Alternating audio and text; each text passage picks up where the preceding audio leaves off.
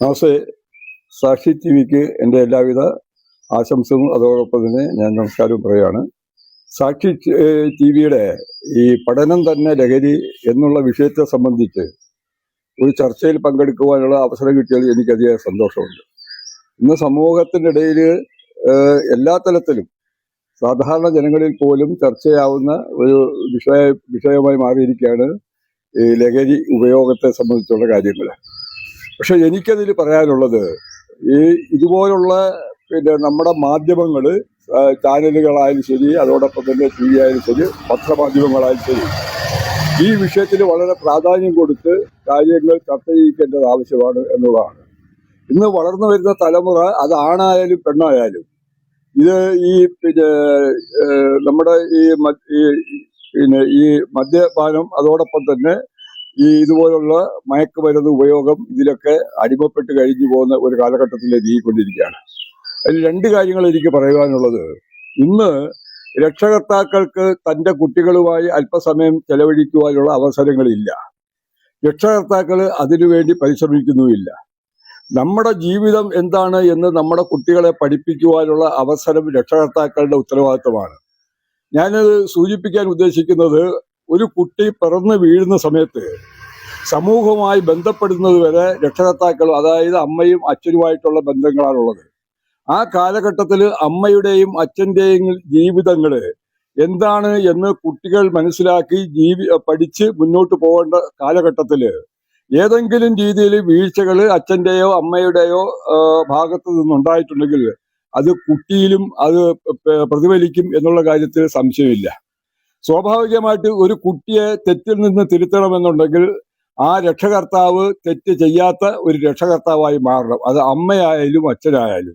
ഇനി മറ്റൊരു സംഗതി, ഇന്ന് ഒരു കാലത്ത് ഞാനൊക്കെ പഠിക്കുന്ന സമയത്ത്, അതായത് അധ്യാപകർക്ക് കൊടുത്തിരുന്ന ബഹുമാനം, അധ്യാപകര് വടിയെടുത്ത് പഠിപ്പിക്കുന്ന കാലഘട്ടങ്ങളിൽ അധ്യാപകനോട് ഭയമുണ്ട്, ബഹുമാനമുണ്ട്, പഠിക്കുന്നതിൽ താല്പര്യം ഉണ്ടാവും. ഇന്ന് അധ്യാപകനും വിദ്യാർത്ഥികളും തമ്മിലുള്ള ആ ഗുരുശിക്ഷ ബന്ധം തന്നെ തകർന്നിരിക്കുകയാണ്. അതിൻ്റെയൊക്കെ കാരണങ്ങൾ ഇന്നത്തെ സമൂഹം മനസ്സിലാക്കി പോകാത്തതിന്റെ പേരിൽ വരും തലമുറ നശിച്ചുകൊണ്ടിരിക്കുന്ന ഒരു കാലഘട്ടത്തിലേക്ക് നീങ്ങിക്കൊണ്ടിരിക്കുകയാണ്.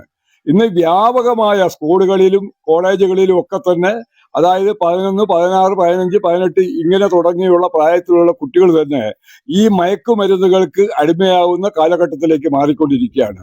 അത് നമ്മളറിയുന്നില്ല, രക്ഷകർത്താക്കൾ അറിയുന്നില്ല. ചോക്ലേറ്റായും, ഞാൻ ഈ അടുത്ത സമയത്ത് കണ്ട് പേനയിലെ റീഫില്ല്, അത് സിഗരറ്റും അതിൻ്റെ അടുത്ത് കഞ്ചാവുമാണ് അതില് പേനയായിട്ട് കൊടുക്കുന്നുണ്ട്.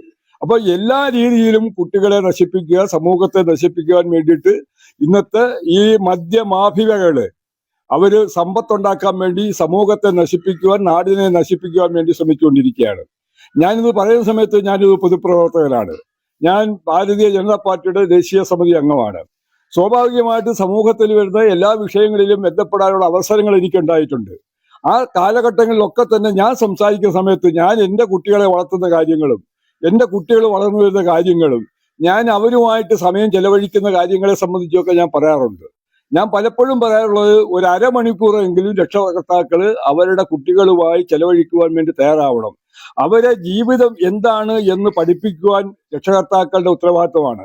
അത് കഴിഞ്ഞിട്ടേ ഉള്ള അധ്യാപകര്.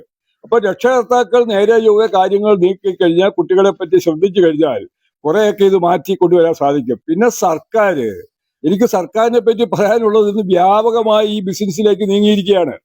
സർക്കാർ ശക്തമായ നടപടികൾ എടുക്കണം. ഒരു തെറ്റ് കണ്ടാൽ ശിക്ഷിക്കുവാനുള്ള സാഹചര്യം നമ്മുടെ കേരളത്തിൽ ഉണ്ടാവണം എന്നുള്ളതാണ്. ഞാൻ ഈ അടുത്ത സമയത്ത് യു.പിയിൽ കണ്ട ഒരു സംഭവമുണ്ട്. പെൺകുട്ടികളെ ഹറാസ് ചെയ്യാൻ വേണ്ടി, പെൺകുട്ടികളെ മാനഭംഗപ്പെടുത്താൻ വേണ്ടി ശ്രമിക്കുന്ന ആൾക്കാരെ, ചെറുപ്പക്കാരെ പച്ചയ്ക്ക് പബ്ലിക് റോഡിലിട്ട് ലാത്തിക്ക് ചൂരലിന് അടിക്കുന്ന രംഗങ്ങള്.